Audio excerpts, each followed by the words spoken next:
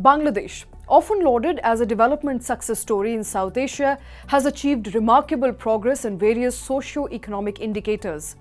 50 years since independence, the country has transformed from a poverty-stricken nation to one with robust economic growth, or at least that is what the media has reported. However, recent developments suggest that this success may face significant challenges that can threaten its stability. Bangladesh's economy has grown impressively, with an average growth rate of about 6 to 7% over the past decade. The growth has been driven primarily by ready-made garment industry, which accounts for almost 84% of the country's total exports. The sector employs millions and has been pivotal in lifting many out of poverty. Despite this, Bangladesh faces severe challenges that could undermine its progress. The COVID-19 pandemic severely disrupted global supply chains, hitting the garment sector hard. Many factories were forced to close, leading to job losses and reduced income for thousands of workers. Additionally, inflation and rising food prices have strained household budgets, exacerbating poverty and inequality. Bangladesh's gross domestic product or GDP growth in fiscal year 2024 is likely to be about 5.6%, significantly lower than the average over last decade. The overall GDP growth projection of the World Bank sharply contrasts with government's initial forecast of 7.5%, which the Bangladeshi government revised down to 6.5%.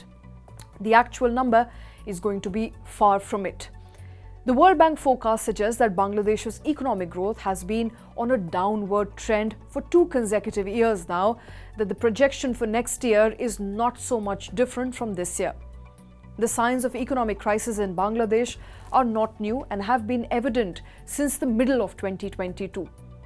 2 years ago, Bangladesh reached out to the International Monetary Fund or the IMF and other international lenders to avert a meltdown.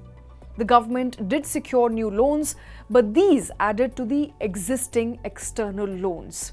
The external debt surpassed $100 billion in late 2023.